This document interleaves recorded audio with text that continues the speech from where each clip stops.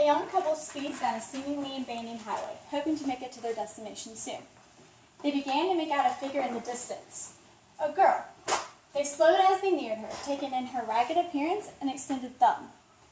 After picking the girl up and arriving at the destination they had given her, they came to find out that she'd vanished from their back seat. Confused and concerned, they knocked on the door to inform the parents, in which the parents told them chilling information. This couple had not been the first to give their daughter a ride home, who died in a car accident over 17 years ago. Now, many of you have probably heard some version of the story before. Whether from a parent, a friend, or even a grandparent, one truth remained consistent. This story is an urban myth, and only one example of countless more that have been told and retold throughout generations. As a thrill seeker, lover of stories, and committed researcher, the information I am about to present to you is reliable and accurate. After listening to this speech, urban myths will no longer seem so mysterious.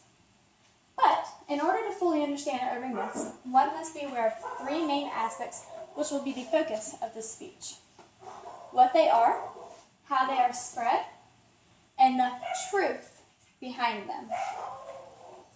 So, what exactly is an urban myth?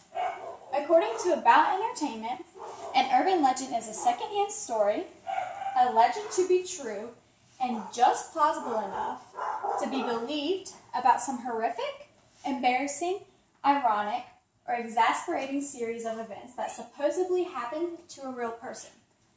According to this definition, an urban myth could have really been any story that you've heard before. So the key to understanding the definition of an urban myth is being able to identify, and which I'm going to tell you, courtesy of About Entertainment, three common characteristics of urban myths. First one, it's allegedly true. There's no proof, it is unproven, but people still believe it to be true. It's marginally plausible. It's very, very unlikely to have occurred, but it's not impossible. And lastly, it varies in telling. So a story you just heard, you may have heard before, but in a different way. Or if you never heard the story before at all, your friend who just heard the same story may know it, but completely differently, based on the same events. So, now that you have a better understanding of what urban myths are, I will next explain to you how they're spread and kept alive. According to the Washington Post, urban myths are kept alive two main ways. First way is word of mouth, storytelling. It's where it all started. Passing on stories from friend to friend at bonfires, sleepovers, and entertaining each other. But as generations have grown and ways of communication have expanded tremendously, we now have media. We've got text messaging, we've got chain emails, we've got Facebook posts, and all sorts of social media, Twitter, Instagram, and ways of channeling these stories and passing them from friend to friend. We even have films that are being made today. If any of you have heard of Candyman before, it's a spin-off of the classic urban myth, Bloody Mary. So, lastly, I will explain to you how urban myths are the general truth behind them. Now, knowing what they are and how they're spread is one thing, but are they true? Are urban myths really myths?